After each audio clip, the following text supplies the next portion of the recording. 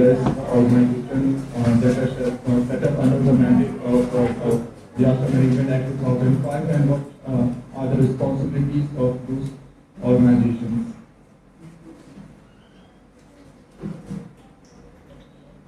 As you know, it's one of the disaster hotspot in the map of globe, and the unique geoclimatic, socio-economic attributes, and besides whose population has marked our country as one of the highly vulnerable countries to different hazards in the world. Can name any earthquake, then there is landslide, floods. We are also vulnerable to droughts, then our coastal states that are vulnerable to cyclones of different intensity, magnitude. And these are some of the major hazards that affect our nations. And as per the estimate, on an average, 2% of our country's GDP is lost due to adverse impact of these disasters. And this, as per the United Nations report, human cost of disaster, with more than 300 disasters, India stands third after China and America for the period of 2000 to 2019. And our country is very high exposure to flooding that includes riverine flooding, flash flooding, as well as coastal flooding.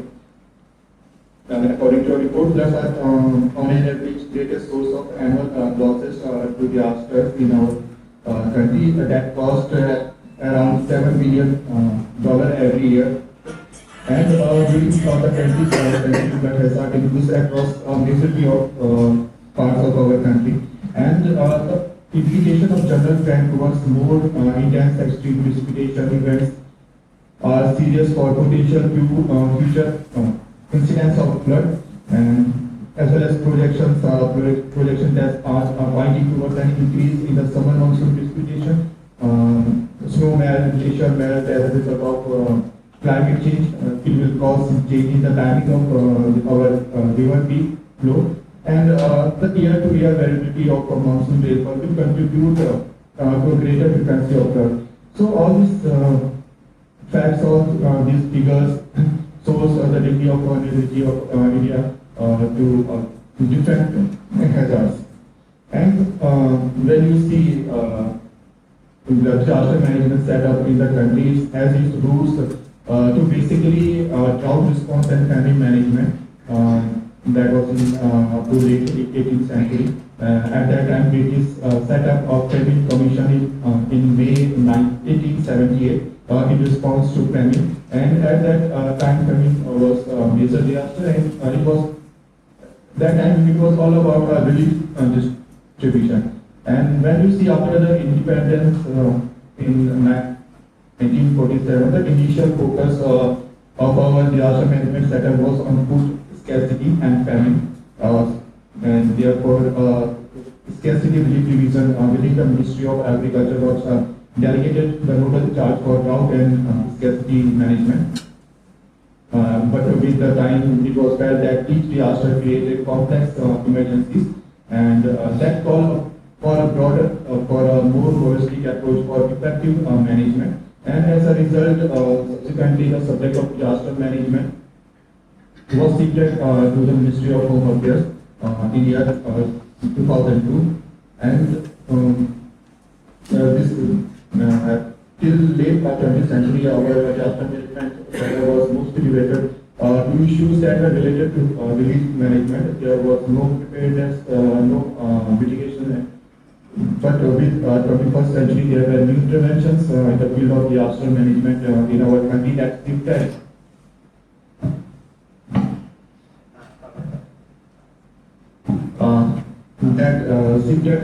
the focus to a holistic, robust approach of disaster preparedness, disaster mitigation, response, so that we can minimize the loss of life, and we can minimize the loss of our property as well as environment. So I will be discussing some of the key interventions that were taken place in the history of disaster management in our country. high power committee that was constituted in year 1999. So this was perhaps the first attempt in our country towards a systematic and comprehensive holistic look at all disasters. And the mandate of this particular committee, High Power Committee on Disaster Management, was to prepare a comprehensive model plans for disaster management at all levels, at nation level, at district level, as well as at state levels. And it identified various disasters, and this was the first time when the endeavor was made to group different disasters into different categories, considering the related nature of disasters. And this committee, when its report was out in the year 2001, and they laid down many recommendations to minimize the impact of disaster in our country. And one of the recommendations was to set up a disaster management act in the country. So on the recommendations of High Power Committee, the report that was in 2001, and the circumstances that India was facing at that time, like in 1999, we faced Odisha super cyclone. Then in 2001, we faced Gujarat earthquake. In 2004, there was tsunami that jolted the Indian subcontinent. So all these things, it fabricated the environment for disaster management Act 2005, and the Act fundamentally transformed the entire approach towards disaster management in the country.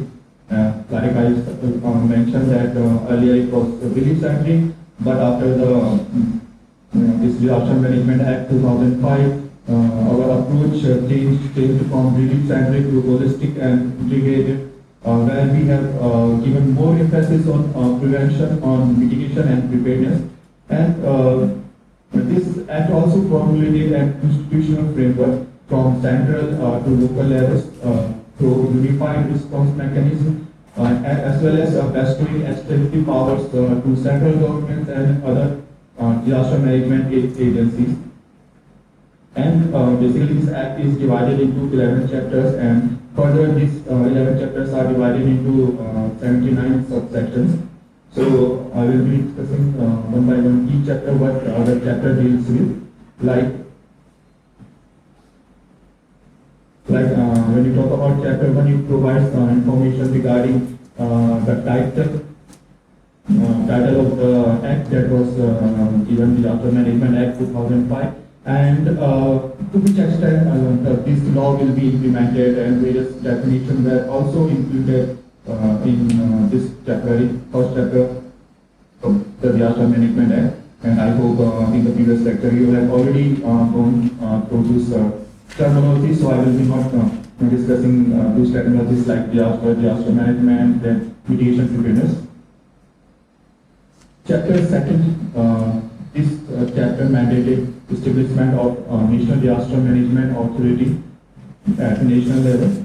And our Honorable Prime Minister is the chairperson of Nation Authority, and this chapter is all about what is the responsibility of the National Disaster Management Authority, how it will function, and it also directed this National Authority to constitution of the advisory committee that consists of experts in the field of disaster management, that those having practical experience in disaster management at all levels, so that they can lay down certain recommendations on various aspects of disaster management for various disasters in the country.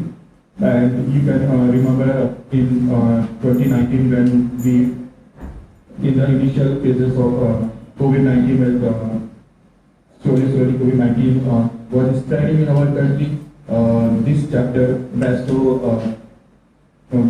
power to Ministry of Home Affairs, and the ministry declared the pandemic as a notified disaster under this power of this chapter, and also announced to provide assistance under the State Disaster Response Fund, many guidelines and many whether they are about lockdown guidelines, unlocked guidelines. All the guidelines that were issued to contain COVID-19 threat, it was all under the Chapter 2 of Disaster Management Act 2005. Further, Chapter 12 is related to state disaster management operating, and whatever the setup, Chapter 2 of Disaster Management Act 2005, it is still is at national level. Its replica was created at state level through Chapter 3, as the Prime Minister is the chairperson of national body. Similarly, at state level, the respective chief minister of each state is the head of state disaster management authority, and at national level, ILDM is responsible for preparing national disaster management plan and other guidelines. Similarly, at a state level, state disaster management authority is responsible for developing disaster management plan of its state, and as well as various to adopt various measures so that disaster risk can be minimized, the graph of disaster fatalities, the damage can be minimized within the states. Chapter 4, it advocated constituting disaster management authority at district level. And here at district level, district collector or district magistrate, the chairperson of district disaster management authority, and it confers powers to chairperson of DDMA to take necessary action as required to combat any emergency in their jurisdictional area. Chapter 5, it highlights the measures that should be taken by the government for disaster management in the country. And this chapter bestows many powers as well as many responsibilities to central government to take measures that are necessary for the purpose of disaster management in the country. Like it includes coordination, that is crucial point, coordination of ministries or department at all levels, as well as integration of measures for disaster risk reduction and resilience in the development plans as well as projects, as well as to ensure that ministries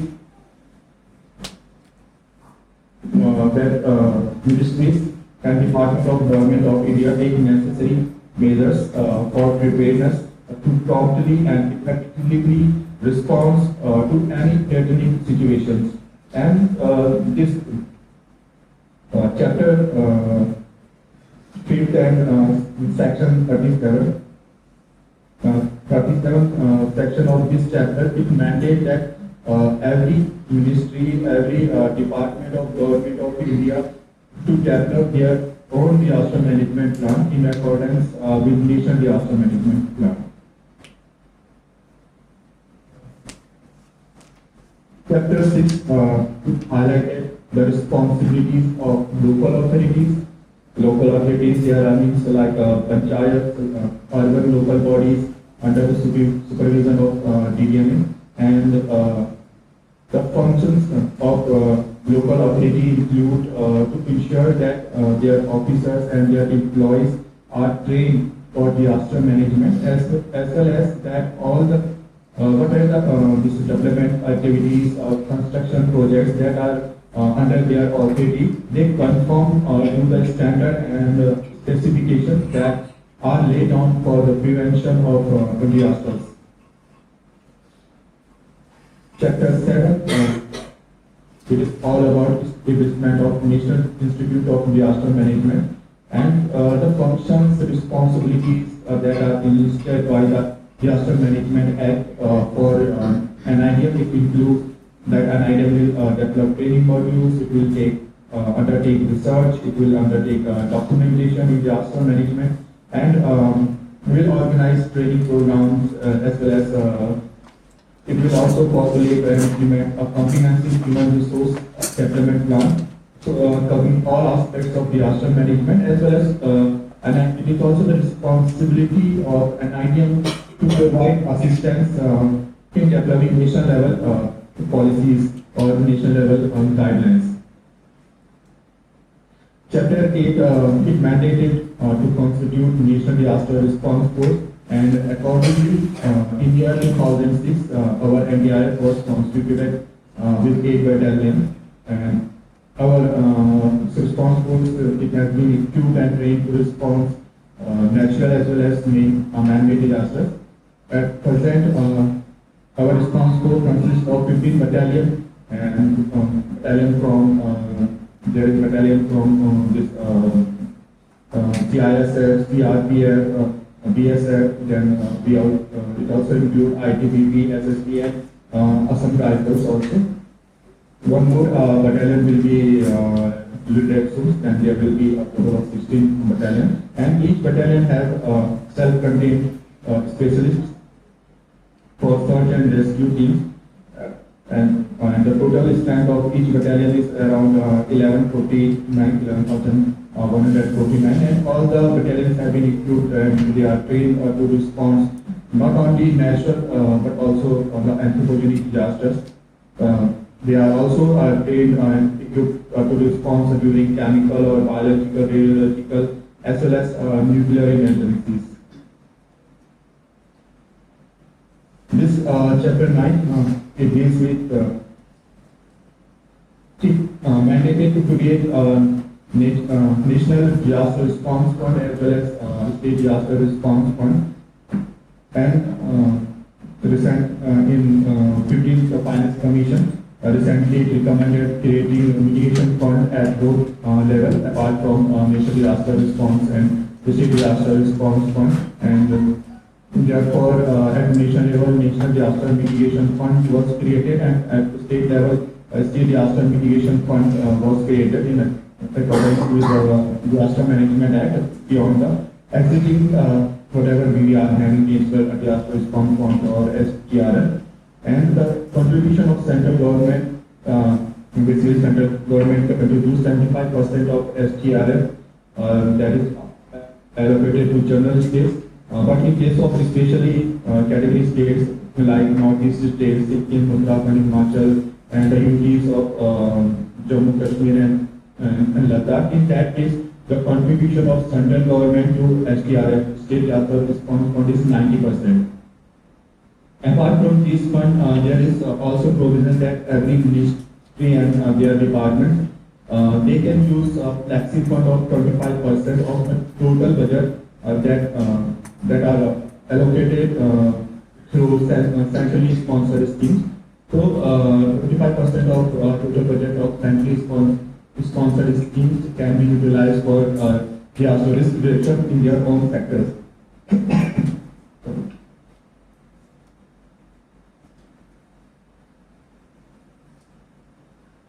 In chapter 10, there are provisions for punishment for various activities, such as punishment for taking any obstruction in activity that are related to managing any crisis situation, or there is punishment for false alarm, false warning, as well as a punishment one can be jailed or fined, or he or she can be jailed or fined too. The last chapter deals with the certain activities like preventing discrimination on the basis of gender, on the basis of caste, and this chapter also bestow power to central government. The power of central government has to tackle an emergency situation, and the act also given power to central government that in case of any emergency, whatever the guidelines, whatever the law, the government has central will release, it automatically will override the existing laws or rules of any states that are currently going on.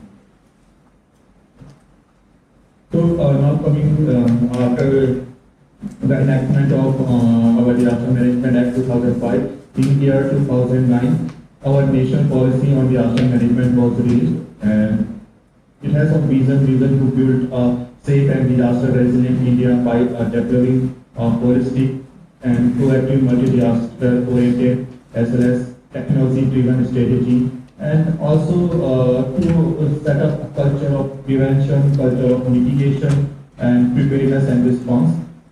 So basically, this policy covers all aspects of disaster management. It covers institutional setup, it covers legal and financial arrangement for disaster management in the country, and prevention, mitigation, and preparedness, as well as it also talks about relief and rehabilitation capacity development. And that is a crucial point that was highlighted in the nation policy. It advocated community-based disaster management, including last mile integration of the policy, last mile integration of the plans, and their education. It also talked about it that we need to enhance our capacity in all spheres of disaster management spectrum.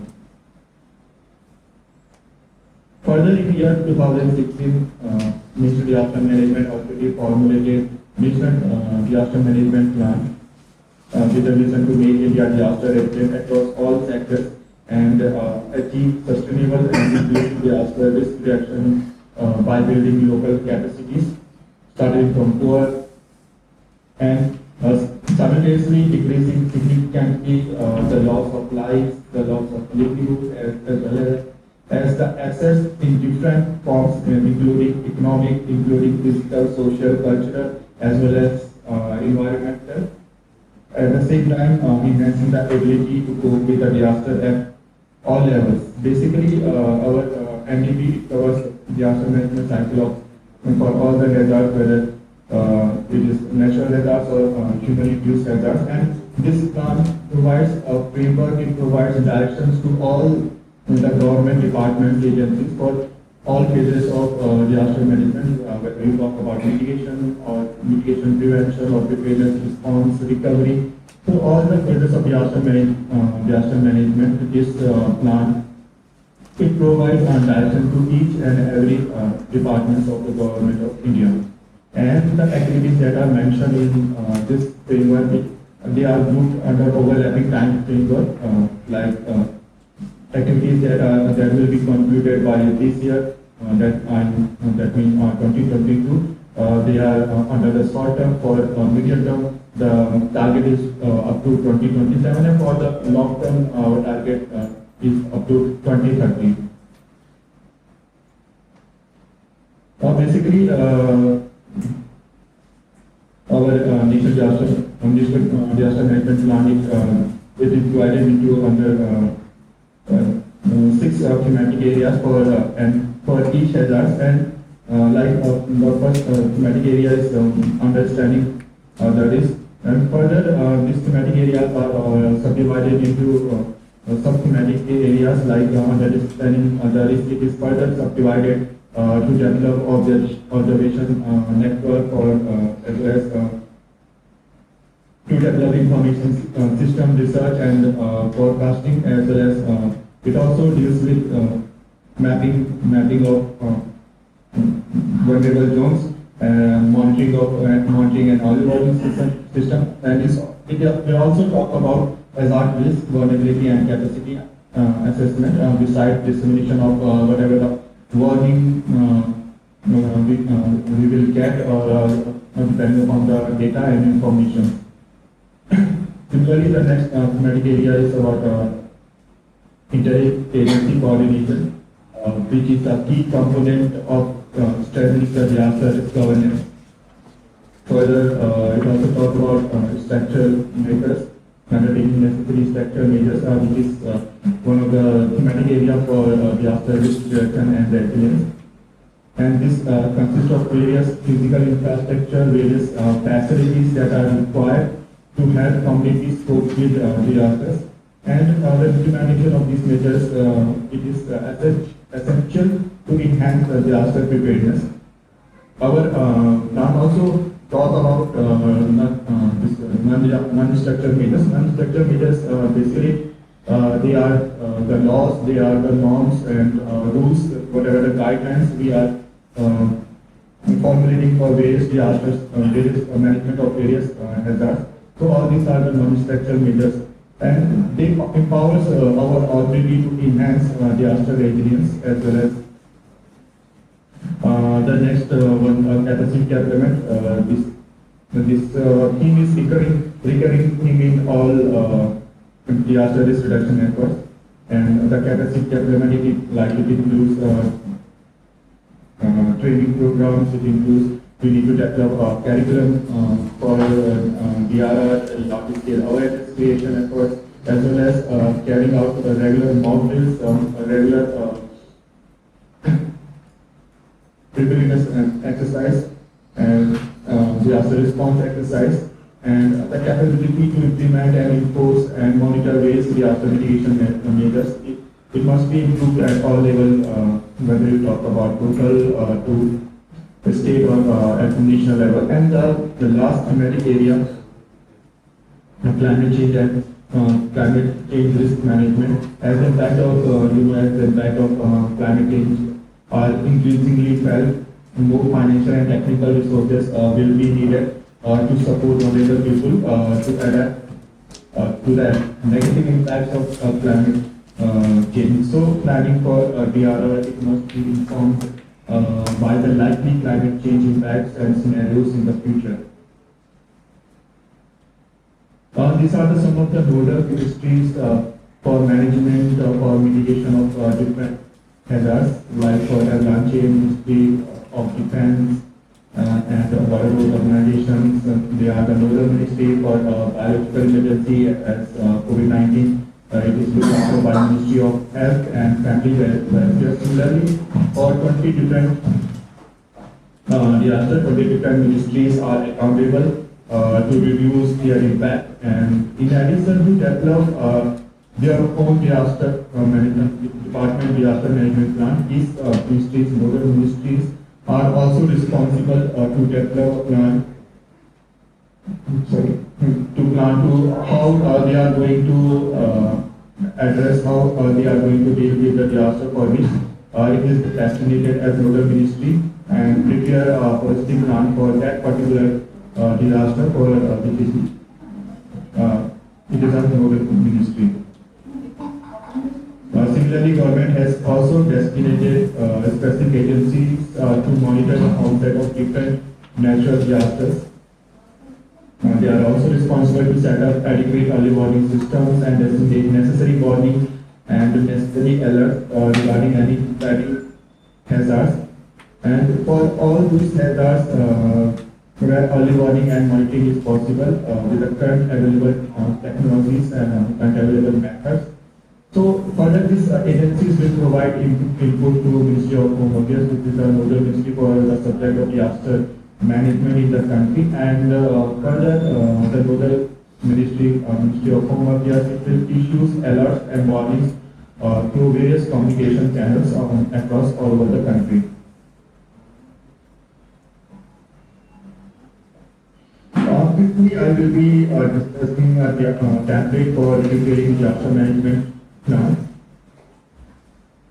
This template is formulated by the Disaster Management Authority, and one can use this template. This is a basic template. It can be used to develop own disaster management plan. Like the preliminary part, it will include the profile of the organization for which the disaster management plan will be developed, what will be the scope of the plan, what vision the plan will have, and like the activities that are mentioned in our national disaster management plan, they are under 3 different short-term, medium-term, long-term. Likewise, we can also categorize our activities on the basis of what will be our target for short term, what will be our target for medium term, and which activities we need to carry forward for long terms. Further, after establishing the basic profile of the organization, we will go for hazard risk, vulnerability, and capacity analysis. Basically, for any effective planning process, it is the important and first step from the findings of this analysis. Further, after this hazard risk, vulnerability, and capacity analysis, we will go for hazard specific prevention and mitigation measures.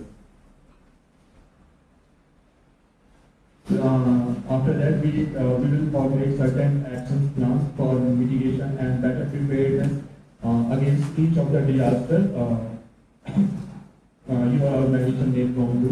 And these hazards and interventions for risk reduction it need to be prioritized based on their severity and the vulnerability of vulnerability of the degree of the vulnerability to your department. Further, we will go for this mainstreaming DR, like our honorable Prime Minister in his campaign agenda. He highlighted that there is a need to mainstream disaster risk reduction and resilience in each and every development-related activity. So, for sustainability of the department of the development aims, mitigation and prevention should become part of and integrated into the development process. That's what we call mainstreaming DRR. Next point is inclusive DRR. See, disasters they do not discriminate, but there are some sections of our society, of our community, which are more vulnerable to disasters due to their additional physical or social or economic or any other vulnerabilities. So whatever the plan we are formulating, the plan should identify, it should address the concerns of these more vulnerable sections of the society, so that our plan can be inclusive one. Components of disaster risk management across resilient development and climate change action. Here, episode of disaster include setback, decades of development and indicators of our progress. So it is necessary to make and to incorporate development disaster resilience. So we need to include climate change actions in our every development activities. At global level, there is emphasis on adopting a comprehensive approach towards DRR by bringing about coherence and mutual reinforcement of various measures that will contribute to disaster risk reduction and resilience across all the development agenda of the activities that are related to disaster risk management, as well as we need to address the impact of the likely impact of climate change on our post-development projects. Capacity development and communication. Once you have done the hazard risk and capacity analysis, after that we will go for hazard specific prevention and mitigation measures. After that, once your plan is formulated, there is need to have and to build capacity of required institutional and human resources. So the department should have a regular schedule of such capacity building measures. Communication it plays a very important role in plan implementation and management of disasters. So there will be need for both type of communication, whether you talk about internal or external, internal within the department and external with other departments. State point coordination with requiring horizontal and vertical linkage. See, disaster management, it is a multi-dimensional, it is a multi-level and multi-stakeholder issue. So it would require horizontal as well as vertical linkage with all the concerned stakeholders, so that the plan can be effectively implemented. Then we have to go for preparedness and response. As timely and proper deployment of human resource and the sequencing of actions to be taken, it will make our response effective, and so that the response and preparedness responses will be clearly spelled out in our disaster management plan of that department. as well as how the transmission of and receiving the early warning it will make a huge difference. So all these activities will be clearly mentioned in the plan. Recovery, recovery and reconstruction. Once your response is over, the end of the response is not end of the responsibility. There are a lot of activities, there are a lot of actions that need to be initiated and taken up following the end of response phase. So the required actions along with the roles and responsibilities of the concerned stakeholders, it should be clearly laid down in the plan for after the phase of response, like for recovery and reconstruction, who will be the responsibility for what kind of activities. This point, this is also a crucial point, budgetary provision plan and cannot be successful without suitable doesn't provide any suitable budgetary provision for the plan implementation. So you need to have a budgetary provision for different activities and for different phases of disaster management that are mentioned in your plan according to your department. Last point, plan management.